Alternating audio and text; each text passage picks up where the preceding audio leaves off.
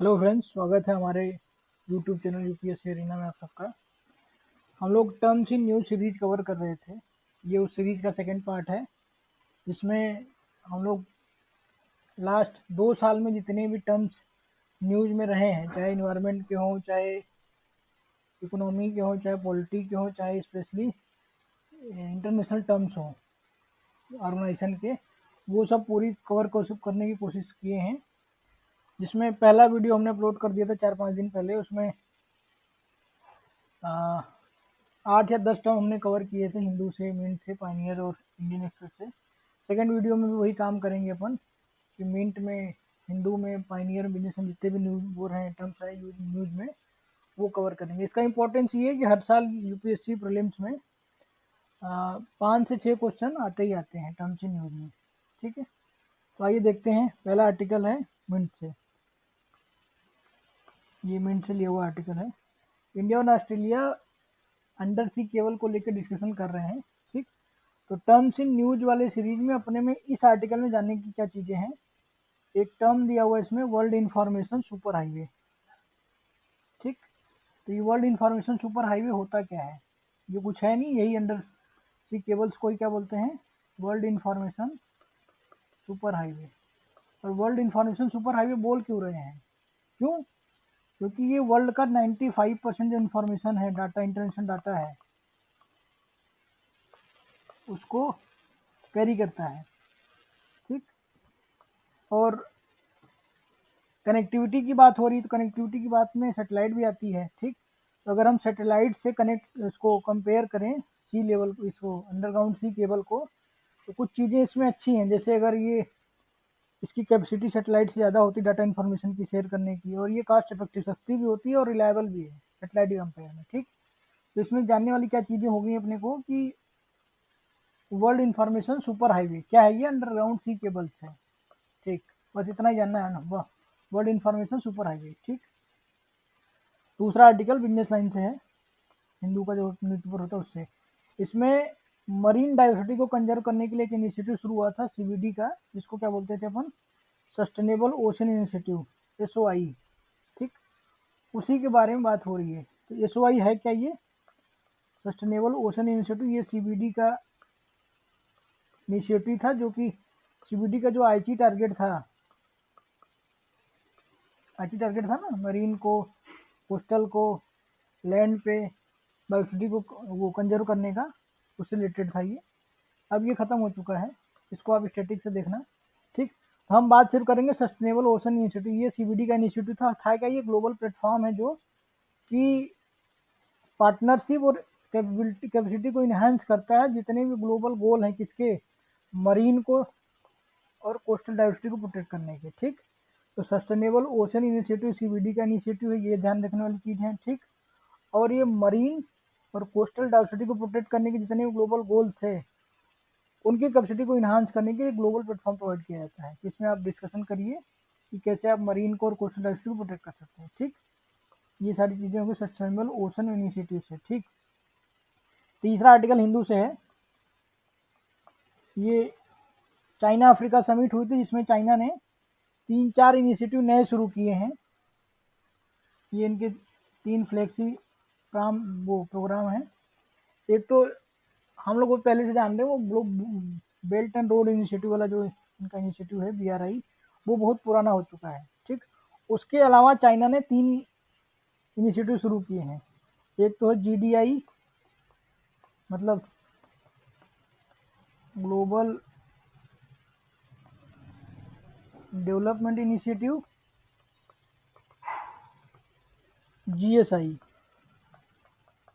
Global security initiative, और GCI, global civilization initiative, ताकि people to people connect हो सके चाइना के लोगों का बाकी दुनिया से। ठीक, इसमें जानने वाली चीज़ें यही हैं कि GDI, GCI and GSI, global development initiative, global security initiative, global civilization initiative, ये तीनों तीनों किसके हैं? चाइना के, न कि यूएन के और यूके या फिर किसी वेस्टर्न नेशन के। याद रखिएगा इसको। अगर क्वेश्चन में आपको ऐसे फ्रेम करके दे दे कि the terms GDI, GSI and GCI sometimes in news related to, तो वो कुछ नहीं है, चाइना का इनिशिएटिव है, याद रखिएगा आपको, ठीक। GDI, GSI, GCI। और ये सेम आर्टिकल, इसके बाद जो आर्टिकल है वो भी हिंदू से ही है।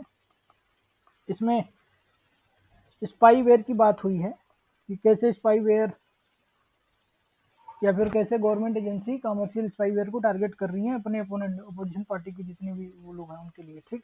तो इसमें दो चीज़ें जानने वाली, दो स्पाईवेयर का नाम इस आर्टिकल में दिया हुआ है। एक है सेट्रिक्स प्रेडेटर, दूसरा स्पाई ये पेगासस। पेगासस बहुत पुराना स्पाईवेयर अभी तक पूछा नहीं गया है। तो पेगासस एक ऐसा स्पाईवेयर जो इजराइल की कंपनी NSO कंपनी वो यूज की थी हर जगह इंटरनेशनल। अगर देखें तो जमाल खशोगी जो सऊदी अरबिया के जर्नलिस्ट थे, उनके मर्डर में कुछ भी इसका भी रोल था। इंडिया में भी जितने अपोजिशन लीडर थे 2019-20 वाले में, टेन्योर में, लोकसभा वाले में, उसमें भी खास करके अपोजिशन पार्टी वाले उनको उनका मोबाइल इन्होंने बक किया था इसके थ्रू। तो अपने को जानने वाली दो चीज़ें हैं कि ये साइट्रक्स प्रेडेटर और ये पेगासस, ये दोनों क्या है, स्पाईवेयर। स्पाईवेयर होता क्या है कि मेलिशियस सॉफ्टवेयर होता है जो बिना यूजर के कंसेंट के उसके मोबाइल में किसी SMS के थ्रू या फिर किसी कॉल के थ्रू इंटर करके जो इंपॉर्टेंट डाटा इन्फॉर्मेशन होती है वो लेके ट्रांसफर कर देता है इजली जो इसके फोल्डर हैं, ठीक। और इसमें एक टर्म और दिया हुआ है, जीरो डे वनरेबिलिटी। ये देखिए आप, zero day vulnerability, zero day vulnerability ये है कि जो डिवाइस का मैन्युफैक्चरर है उसको भी नहीं मालूम कि उसका डिवाइस ऐसे स्पाईवेयर के थ्रू एक्सप्लॉइट हो सकता है। जैसे अगर एप्पल वाला केस देखें, एप्पल को भी नहीं मालूम था कि उसका डिवाइस जो है, एप्पल आईफोन लोग कहते हैं कि बहुत ही सिक्योर है, लेकिन एप्पल भी जो फैल्कॉन नहीं, ये हाँ, ये साइट्रस प्रेडेटर वायरस है स्पाईवेयर, इसके थ्रू वो भी हो रखा है। तो अपने को तीन टर्म जानने थे, साइट्रस प्रेडेटर और पेगासस, ये दोनों क्या स्पाईवेयर है। दूसरा सबसे important term, zero day vulnerability. अगर आपको PYQ में, सॉरी इसमें प्री में ऐसे सेट करके दे दे कि the terms zero day vulnerability sometimes in news related to, तो आपको ध्यान रखना है कि ये किससे रिलेटेड है, ये स्पाईवेयर से रिलेटेड है जिसमें जो डिवाइस है उसका मैन्युफैक्चरर को भी नहीं मालूम है कि ये स्पाईवेयर से अटैक हो सकता है, ठीक। ये आर्टिकल मिंट का है, ये मिंट से है, और इसमें EU के कार्बन टैक्स की बात हो रही है, ठीक। तो इसमें टर्म्स इन न्यूज में अगर देखेंगे अपने क्या है, CBAM, carbon border adjustment mechanism, ठीक। तो कार्बन बॉर्डर में ये एडजस्टमेंट मैकेनिज्म कुछ है नहीं, EU का एक कार्बन टैक्स है, कार्बन बॉर्डर टैक्स है, जिसमें करेंगे क्या EU वाले कि जितनी भी एंट्री हो रही है, इंपोर्ट आ रहा है बाहर से, अगर वो कार्बन डाई इमिशन से रिलेटेड है, जैसे अगर कोल का इंपोर्ट कर रहे हैं, स्टील का कर रहे हैं, क्रूड ऑयल का कर रहे हैं, जिससे इमिशन बढ़ेगा उस पर ये लोग टैक्स लगाएंगे 20 से 35% तक का, ठीक। तो आपको क्या ध्यान देना है कि CBAM क्या है, EU को कार्बन बॉर्डर में वो टैक्स है, जो बाहर से इंपोर्ट होगा उस पर ये लोग टैक्स लगाएंगे अगर वो आइटम कार्बन डाई इमिशन में रोल प्ले करता है तो CBAM याद रखिएगा आप, carbon border adjustment mechanism, EU को कार्बन बॉर्डर टैक्स है, ठीक। दूसरा इनिशिएटिव इसमें दिया नहीं, लेकिन फिर भी हम लोग लिख दिए इसमें। एक इनिशिएटिव है फिट फॉर 55, क्योंकि EU जो है वो अपने global emission, sorry carbon di emission पे काफ़ी ध्यान दे रहा है, तो ये एक टैक्स लगा दिया उसने, CBAM। दूसरा इसने टारगेट एक इनिशिएटिव शुरू किया है फिट फॉर 55, उसमें है क्या कि जो कार्बन डाई इमिशन हो रहा है कार से उसको 55% तक घटाना है, और बड़ी वैन से, जो बड़ी गाड़ियां उससे 50%, और स्पेशली 4 व्हीलर कार से 55% 2030 तक, और पूरा 2035 तक कंप्लीट एमिशन कार से जीरो कर देना है, ठीक। तो फिट फॉर 55 और CBAM, ये दो टर्म EU से रिलेटेड हैं दोनों। एक है तुम्हारा कार्बन बॉर्डर एडजस्टमेंट मैकेनिज्म जो कि कार्बन टैक्स है, दूसरा कार्बन डाई इमिशन से रिलेटेड है, 55% कम करना है और 2035 तक कंप्लीट वो करना है, कम करना है, ठीक। तीसरा टर्म्स इंफ्रादा है, ये UPSC का फेवरेट एरिया होता है, मिडिल ईस्ट वाला जितना भी है, चाहे सीरिया हो, इजराइल हो, फ़लस्तीन हो, इराक हो, सऊदी अरबिया, जितने भी मिडिल ईस्ट वाले टर्म होते हैं, इजराइल और फ़लस्तीन से रिलेटेड वो या फिर मैपिंग होगी, ये UPSC का फेवरेट एरिया होता है। ये इसलिए हमने सेलेक्ट किया कि लास्ट ईयर 2021 में टू स्टेट सोल्यूशन का भी एक टर्म था, टू स्टेट सोल्यूशन। क्वेश्चन में ये था कि the term two state solution related to, उसमें ऑप्शन में ये था कि इजराइल फलस्तीन कन्फ्लिक्ट से रिलेटेड है, इससे रिलेटेड है। उसी को ध्यान में रखते हुए ये आर्टिकल सेट किया है। तो इंतफादा होता क्या है? इंतफादा एक अरेबिक वर्ड है जिसका वो मीनिंग होता है सेक ऑफ, मतलब हिला देना, जड़ से उखाड़ देना। ठीक, ये शुरू कब हुआ था? 1987 में, जब फिलिस्तीनी जो थे वो फिलिस्तीनियों ने इजराइल के अगेंस्ट में एक अपराइजिंग शुरू की थी। जब इजराइल कैप्चर कर लिया वेस्ट बैंक और गाजा, और इजराइल के प्रेजेंस में, इजराइल का जो प्रेजेंस वेस्ट बैंक और गाजा में था, उसके अगेंस्ट में फिलिस्तीनियों ने जो अपना अपराइजिंग शुरू की थी, जो आवाज उठानी शुरू की थी, उसी को बोलते हैं इंतफादा। ठीक, इंतफादा है क्या? इंतफादा है फिलिस्तीनियों का इजराइल के अगेंस्ट में अपराइजिंग, जो कि इजराइल वेस्ट बैंक और गाजा में क्यों कब्जा किया उसके अगेंस्ट में। ये 3 बार हो चुका है। इसमें थर्ड इंतफादा लास्ट में हुआ था। जो चौथा, ये इजराइल और फलस्तीन का जो वार शुरू हुआ अक्टूबर 2023 में, उसको फोर्थ इंतफादा बोल रहे हैं लोग। ठीक, इंतफादा आपको मालूम होनी किससे रिलेटेड है? फिलिस्तीन uprising against Israel occupation of West Bank and Gaza, ये चीज़ें आपको मालूम होनी चाहिए। ठीक, इसी में एक और टर्म होता है, नकबा बोलते हैं उसको, नकबा डे। नकबा डे कुछ है नहीं, जब 1948 में इजराइल जब फिलिस्तीन में आके कैप्चर करके फिलिस्तीन में एक as a state, as a country stable हुआ, उसी डे को ये लोग नकबा डे मनाते हैं फिलिस्तीन में। फिलिस्तीन जो लोग हैं वो नकबा डे में, लगभग मतलब की कैटास्ट्रॉफी होती है कि अब फिलिस्तीन का एरिया इजराइल के कब्जे में हो गया। तो नकबा डे रिलेटेड किससे है? उससे, इजराइल के एग्जिस्टेंस वाले डे से रिलेटेड है। ये फिलिस्तीन मनाते हैं कैटास्ट्रॉफिक डेज को। ठीक, ये आर्टिकल अक्टूबर का है इंडियन एक्सप्रेस का। ठीक, जेहोवा विटनेसेस बोलते हैं इस आर्टिकल में, जो टर्म दिया जेहोवा विटनेसेस। जेहोवा विटनेसेस कुछ है नहीं, ये एक क्रिश्चियन डोमिनेशन है, जो कि जो क्रिश्चियन की जो होली ट्रिनिटी है उसमें उसमें बिलीव नहीं करते ये लोग। ठीक, तो जो जेहोवा विटनेसेस, ये क्या क्रिश्चियन डोमिनेशन है, जो कि होली ट्रिनिटी जो होती है क्रिश्चियन, उसमें बिलीव नहीं करते। मतलब ना क्रिश्चियन जीसस में करते, ना ही गॉड में करते, ना ही इन सब चीज़ों में। ठीक, और इनका काम क्या होता है कि ये जो क्रिसमस होता है उसको भी सेलिब्रेट नहीं करते। एक प्रकार से ये, अगर उसमें माने हम नास्तिक वाले कॉन्सेप्ट में, तो ये क्रिश्चियन वाले कॉन्सेप्ट, क्रिश्चियनिटी में नास्तिक हैं, क्रिश्चियन एथिस्ट बोल सकते हैं आप इसको, लेकिन है ऐसा कुछ नहीं। ठीक, तो जेहोवा विटनेस क्रिश्चियन डोमिनेशन है, जो कि ये जीसस में नहीं मानते, और ये क्रिसमस भी सेलिब्रेट नहीं करते। और इनका काम ये होता है कि ये डोर टू डोर जाके, ठीक, जो चीज़ें हैं क्रिश्चियनिटी की उसी को बताना।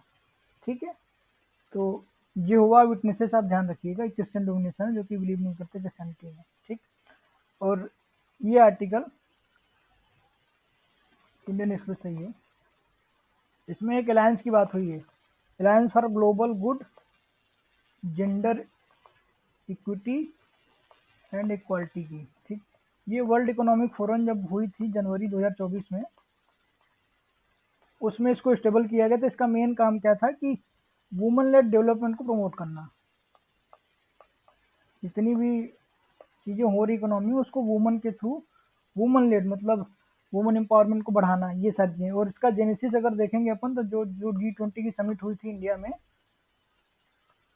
सितंबर में 2023 सितंबर, वहाँ से ये शुरू हुआ था और फाइनली कंक्लूड हुआ इसमें वर्ल्ड इकोनॉमिक फोरम में। ठीक, alliance for global good, gender equity and equality जो है वो वर्ल्ड इकोनॉमिक फोरम में शुरू हुआ था। वुमन लेड डेवलपमेंट की बात हो रही है इसमें।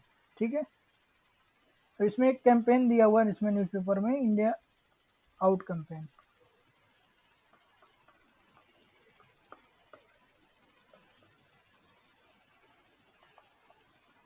इंडिया आउट कैंपेन है, ये मालदीव ने शुरू किया था कि जितने भी इंडियन सोल्जर्स हैं, आर्मी पर्सनल हैं, मिलिट्री पर्सनल हैं मालदीव में, वो लोग यहाँ से निकले। तो आपको ध्यान क्या रखना है कि इंडिया आउट कैंपेन किसने शुरू किया था? मालदीव ने। ठीक, इंडिया के अगेंस्ट में। खास करके इंडिया के मिलिट्री पर्सनल के अगेंस्ट में कि यहाँ से निकलेंगे लोग। ठीक, अब ये आर्टिकल हिंदू से ही है, इसमें इनकम इनक्वालिटी बीच में खूब न्यूज में था, इसके वजह से हमने सेलेक्ट। इसमें कुछ करना नहीं आपको, सिर्फ एक चीज जाननी है, गिविंग प्लेज। गिविंग प्लेज है कुछ नहीं, बिल गेट्स और वारेन बफेट का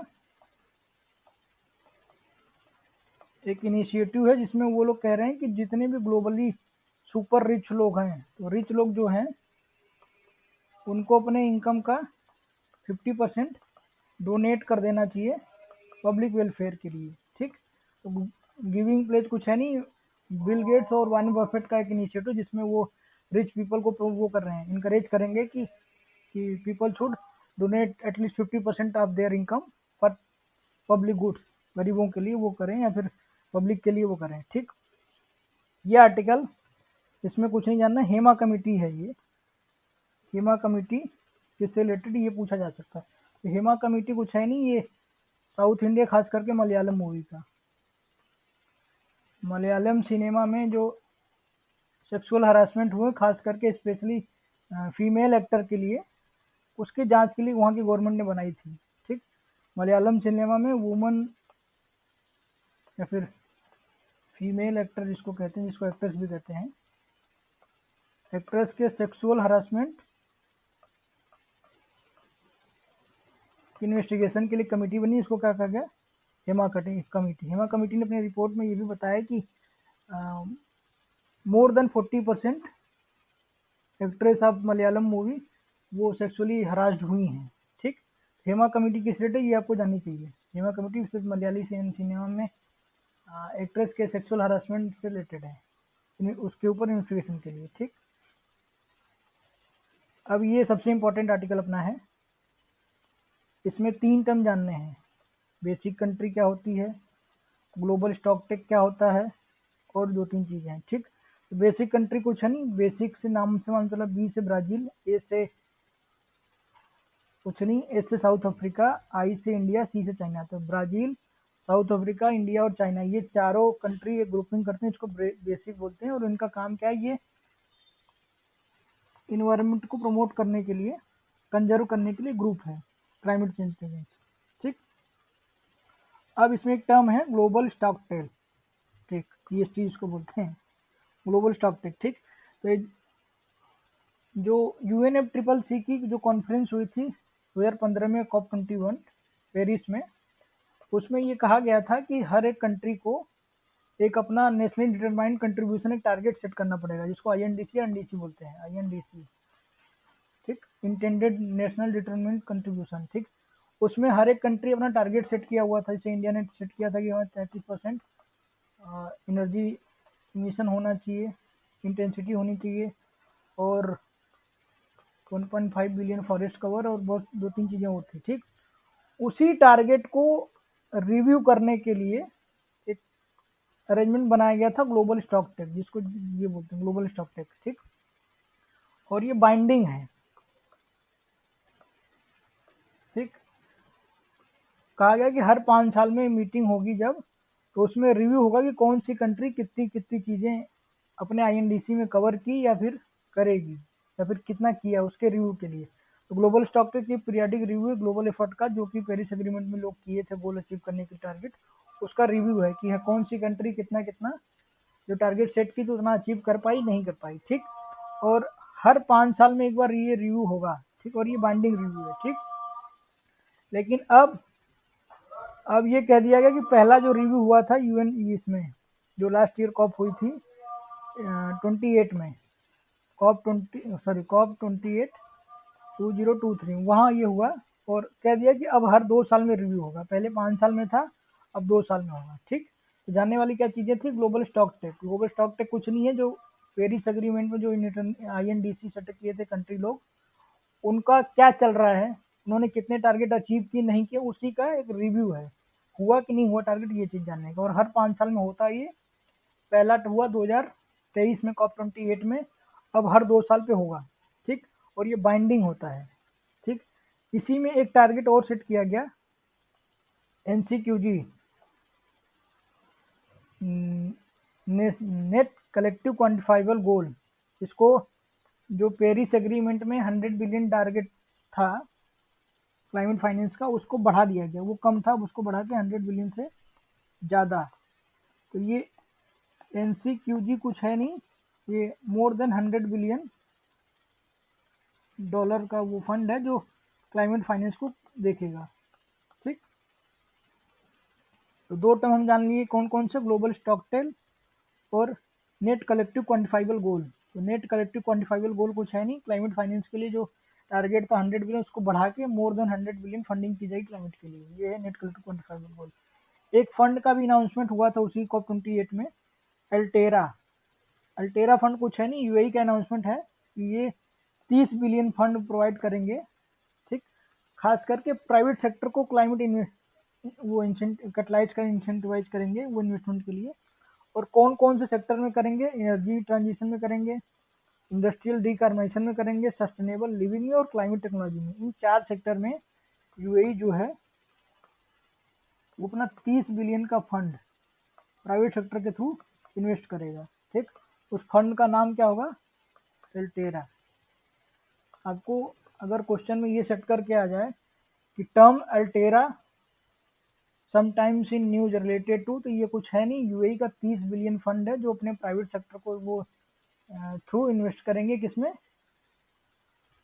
क्लाइमेट के लिए। ठीक, और 4 सेक्टर में करेंगे, ये चारों सेक्टर याद याद रखिए, energy transition, industrial decarbonisation, sustainable living और क्लाइमेट टेक्नोलॉजी। और बेसिक ग्रुप मैंने बता ही दिया, ये 2009 में कोपेनहेगन में जो अकॉर्ड हुआ था कॉन्फ्रेंस वाला, उसी में स्टेबल किए गए थे। इसमें ब्राजील है, बी से ब्राजील, ए से साउथ अफ्रीका, आई से इंडिया, सी से चाइना। ठीक, अगला आर्टिकल फिर से आ गया मिनट से, ये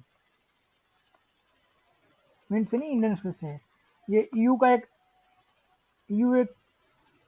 एक्ट लेके आया हुआ जिसमें एआई को रेगुलेट करेगा, और ईयू ही दुनिया का पहला एआई रेगुलेटर हुआ है। ठीक, अगर क्वेश्चन में आ जाए कि वर्ल्ड फर्स्ट एआई रेगुलेटर, तो वो ईयू है। इसमें किया क्या ईयू ने, 4 कैटेगरी में 4 रिस्क बेस्ड अप्रोच लॉन्च किया है। जितने भी एआई के वो टूल्स रहेंगे, जो एआई के एप्लीकेशन, उसमें हम 4 कैटेगरी बनाएंगे। एक होगा हाई रिस्क, ठीक, दूसरा मिडिल रिस्क, लेस रिस्क और नो रिस्क। ठीक, आपको जानने वाली ये चीज़ है कि ये जो ईयू का एआई रेगुलेटर एक्ट है, रेगुलेशन एक्ट, ये रिस्क बेस्ड अप्रोच से चलेगा। ठीक, वो इसलिए हम पढ़ रहे हैं कि ईयू यूपीएससी के लिए बहुत इंपॉर्टेंट है। चाहे वो उसका जीडीपीआर हो, वो आ चुका है, और डिजिटल टर्म्स वाला क्वेश्चन वो आ चुका है। मतलब ईयू से रिलेटेड जितनी भी चीज़ें होती हैं, यूपीएससी उसको हर बार पूछता ही पूछता है। ठीक, तो उसी को ध्यान रखते हुए ये आर्टिकल आपको कवर करा है कि ईयू का एआई रेगुलेशन एक्ट है। ठीक है, ईयू में एक एक्ट और पास किया था last year, digital market act का, उसको भी देख लेते हैं। तो डिजिटल मार्केट एक्ट जो है ईयू का, वो है क्या, तो ये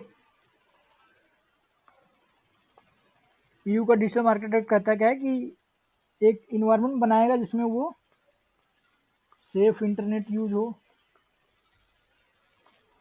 ठीक, सिटीजन का जो डाटा है वो प्रोटेक्ट रहे, और high quality digital service provide की जाएगी। ठीक, इसके लिए ईयू का ये डिजिटल मार्केट आया था। इसमें ईयू ने एक टर्म यूज किया था, गेट कीपर, ये आपको ध्यान देना है।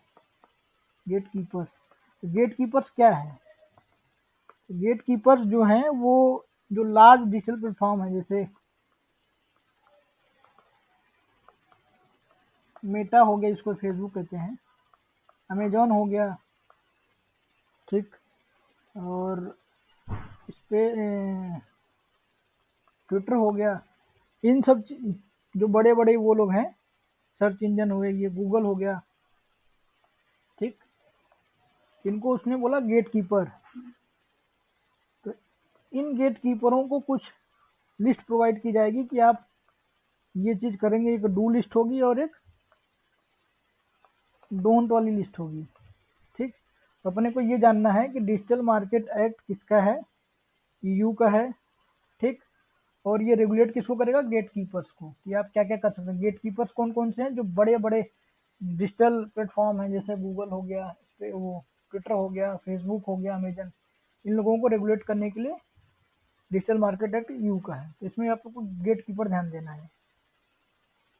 ठीक, ये इन्वायरमेंट का टर्म है, ये जनवरी मंथ 2024 का हिंदू का हम्बोल्ट इनिग्मा। ठीक, हम्बोल्ट इनिग्मा कुछ है नहीं, एक साइंटिस्ट है हम्बोल्ट साहब, जिन्होंने रिसर्च की और ये पाया कि टेम्परेचर का, एटीट्यूड का और ह्यूमिडिटी का डायरेक्ट रिलेशन होता है बायोडाइवर्सिटी से। ठीक, तो हम्बोल्ट इनिग्मा कुछ है नहीं, टेम्परेचर, एल्टीट्यूड और ह्यूमिडिटी का डायरेक्ट रिलेशन किससे होता है, बायोडाइवर्सिटी से।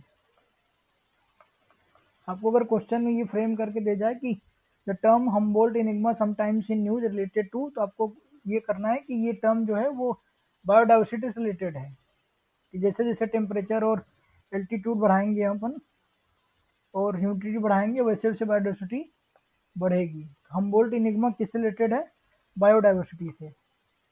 ठीक, अब ये आर्टिकल हिंदू से ही है, इसमें एक टर्म दिया हुआ है पैलियो प्रॉक्सी, वही जानना। दूसरा टर्म दिया ब्रूमेशन। तो पैलियो प्रॉक्सी कुछ है नहीं, एक टेक्निक होती है जिसमें अपन केमिकल एविडेंस यूज करते हैं, जो कि स्टोर होते हैं जिसमें ऑर्गेनिक मैटर में, जैसे कोरल्स हो गया, स्टेगमाइट हो गया, स्टेलेक्टाइट हो गया, इन सब चीज़ों से कि टेम्परेचर क्या रहा होगा पास्ट में। ठीक, तो पैलियो प्रॉक्सी आप ध्यान रखिएगा क्या है ये, एक केमिकल एविडेंस है जो कि ऑर्गेनिक मैटर में स्टोर होता है, जैसे कोरल्स हो गए, इन सब में। किस लिए यूज करते हैं पैलियो प्रॉक्सी, की टेम्परेचर पास्ट में क्या रहा होगा उसको मेजर करने के लिए। इसकी वजह से आज के डेट में अपन अगर कंपेयर करेंगे तो कितना टेम्परेचर बढ़ा, कितना ग्लोबल वार्मिंग हुई, कितना टेम्परेचर इंक्रीज हुआ कितने डिग्री से, उसको यूज करने के लिए अपन पैलियो प्रॉक्सी यूज करते हैं। ठीक, और ये कोई डायरेक्ट मेजर नहीं है, इसलिए हम इसी को क्या बोलते हैं, प्रॉक्सी बोलते हैं। ठीक, दूसरा टर्म जो था यहाँ पे दिया हुआ था ब्रूमेशन का। ब्रूमेशन कुछ होता नहीं, जैसे हाइबरनेशन नहीं होता मैमल में, कि विंटर में पोलर बियर खाने के बाद फिर उनको फूड का शॉर्टेज होता है, बर्फ गिरती है तो वो कहीं जाके हाइबरनेट कर लेते हैं वाटर के अंदर या फिर कहीं अंदर। वैसे ही अगर रेप्टाइल में हाइबरनेशन हो तो उसको क्या बोलते हैं, ब्रूमेशन। जैसे सांप होता है, वो ठंडी के टाइम में क्या होगा, किसी जमीन के अंदर वो चला जाएगा, या फिर रेप्टाइल क्या होते हैं, मगरमच्छ है तो वो भी पानी के अंदर रहेगा। ठीक, तो brumation is the period of dormancy या फिर स्लो एक्टिविटी इन रेप्टाइल, याद रखिएगा ये रेप्टाइल में होता है, हाइबरनेशन मैमल में और ब्रूमेशन रेप्टाइल में। ठीक, और ये स्पेशली कोल्डर मंथ में होता है, जिससे विंड टेम्परेचर डाउन हुआ वैसे वैसे ही ये रेप्टाइल रिट्रीट करना शुरू कर गया किसी गड्ढे में, किसी इसमें। तो एग्जाम्पल के लिए ये दे रखा कि जैसे बॉक्स टर्टल होते हैं, वो गड्ढा बना के मड में रहते हैं सैंड के नीचे, वही सेम कंडीशन स्नेक की भी, सांप की भी होती है। ठीक, तो ब्रूमेशन क्या होता है, ये हाइबरनेशन होता है किसमें, रेप्टाइल में। हाइबरनेशन नहीं बोल सकते क्योंकि मैमल में होता है वो, उसी हाइबरनेशन को रेप्टाइल में ब्रूमेशन बोलते हैं। ठीक, उसके बाद ये मई का आर्टिकल है, फरवरी का आर्टिकल है, मुरमुरेशन। मुरमुरेशन कुछ होता नहीं, जैसे a large group of bird usually starling that fly together and change direction together. जैसे आप देखे होंगे कभी स्पेस उसमें, आकाश में, स्काई में, कि जो चिड़िया हैं, बर्ड हैं, वो एक साथ उड़ती हैं और पूरे ग्रुप में उड़ती हैं और लगातार सेम एक ही साथ वो डायरेक्शन चेंज करती हैं। तो ये सारा जो प्रोसेस है इसी को बोलते हैं मुरमुरेशन। ठीक, मुरमुरेशन क्या है, large group of bird usually starling मतलब bird that fly together and change direction together, एक साथ उड़े और लगातार एक ही साथ में डायरेक्शन चेंज करे, उसको मुरमुरेशन बोलते हैं। ठीक, मोस्ट इंपॉर्टेंट टर्म है ये डॉक्सिंग। ठीक, डॉक्सिंग है क्या, तो डॉक्सिंग एक ऑनलाइन हरासमेंट है, जिसमें होगा क्या कि कोई पर्सन किसी पर्सन का प्राइवेट इंफॉर्मेशन विदाउट उसके कंसेंट से शेयर कर दें ऑनलाइन। ठीक, मतलब revealing someone's private info without their consent, कोई आपके बिना परमिशन के आपका डाटा फेसबुक पे अपलोड कर दें, ट्विटर पे अपलोड कर दे, वो डॉक्सिंग कहलाती है। Doxing is online harassment revealing या फिर involving publication of personal information without their consent. ठीक, उससे होगा क्या कि आपका पर्सनल इंफॉर्मेशन आपके बिना कंसेंट से सोशल मीडिया पर अपलोड हो गया तो लोग हरास करते हैं लोगों को, तो याद रखिएगा डॉक्सिंग है क्या। ठीक, डॉक्सिंग है revealing someone private information without their consent which lead to online harassment. Doxxing बहुत इंपॉर्टेंट, इसको याद रखिएगा, ये पूरे साल न्यूज में रहा है। ठीक, एक टर्म और देखना है अपने को, ये मई का आर्टिकल है, approved list of model and manufacturer, ALMM। ये आर्टिकल इसलिए सेलेक्ट किया गया है कि सिमिलर आर्टिकल सोलर के यूपीएससी पूछ चुका है 2-3 बार। जैसे एक नेट मीटरिंग का भी क्वेश्चन था, उसमें PYQ में डोमेस्टिक कंटेंट रिक्वायरमेंट का भी सवाल आ चुका है। तो सोलर जो है वो यूपीएससी का फेवरेट, या फिर जितने भी ग्रीन टेक्नोलॉजी और रिन्यूएबल टेक्नोलॉजी है वो यूपीएससी के फेवरेट टॉपिक है। 2 सवाल सोलर से पहले टर्म्स वाले पूछ चुके हैं, कौन कौन से, डोमेस्टिक कंटेंट रिक्वायरमेंट और नेट मीटरिंग। तीसरा टर्म अगर पूछेगा तो ये पूछ सकता है कि ALMM क्या है। तो ALMM एक लिस्ट है जिसमें सोलर सेल और मॉड्यूल को टाइप को जो इंडिया में अलाउ है उनकी लिस्ट है। तो ALMM क्या है, a list of solar cell module and types manufacturer in India, जो कि BIS के द्वारा सर्टिफिकेट प्राप्त हो। मतलब सोलर सेल का मॉड्यूल हो गया, सोलर सेल का जो टाइप है, जो मॉड्यूल बनाने वाले हैं उनकी एक लिस्ट है जिसको government of India BIS, bureau of Indian standard के थ्रू वो किया है, सर्टिफाइड किया है। ठीक, अगर इस ALM, ये यूज क्यों कर रहे हैं अपन, इंपोर्ट को रिस्ट्रिक्ट करने के लिए और डोमेस्टिक सोलर को प्रमोट करने के लिए। ठीक है, ताकि चाइना के जितने भी वो इंपोर्ट वाली चीज़ें हैं सोलर वाली वो ना आ सकें। तो चाइना ALMM लिस्ट से बाहर है। ठीक, ALMM approved list of model and manufacturer of solar photovoltaic module, याद रखिएगा।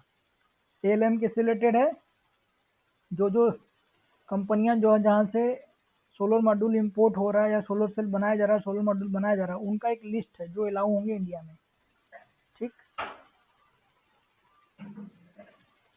आज के लिए इतना ही। अगर हम ध्यान से देखें तो लगभग हमने मोर देन 20 टर्म से न्यूज कवर कर लिए। जैसे पहले वाले वीडियो में डब्बा कॉलिंग थी, एक बार रिकॉल कर लेते हैं। डब्बा कॉलिंग थी, प्लूटोक्रेसी थी,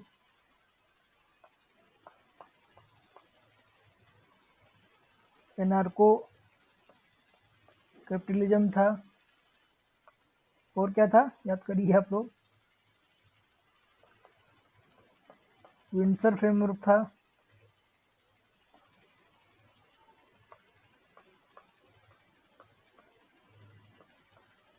गुड फ्राइडे एग्रीमेंट था, और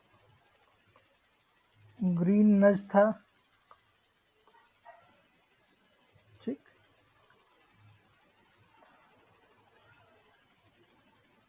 आज भी हमने 10-12 क्या 15 ज़्यादा टर्म यूज वो डिस्कस किए। हाँ, अगर इसकी आपको PDF चाहिए तो हमारे टेलीग्राम चैनल UPSC अरीना पे इसकी PDF नोट करके इसको अपलोड कर देंगे पॉइंट फॉर्म में, वहाँ से आप ले लेना। और ये सितंबर 2023 से मई 2024 तक का जितना भी टर्म्स एंड न्यूज़ था वो हमने कवर करा दिया 2 पार्ट में। अब आगे की जो वीडियो आएगी वो जून 2024 से PT तक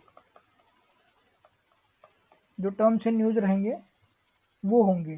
तो आपका पूरा 1 साल से ज़्यादा, सितंबर 2023 से लेके मई 2024 तक के जितने भी टर्म्स एंड न्यूज़ थे, 20-22 से ज़्यादा, more than 20 terms and news थे, वो हमने कवर करा दिए। आगे की वीडियो में हम आगे का करेंगे, जो नेक्स्ट ईयर का होगा। ठीक है, धन्यवाद।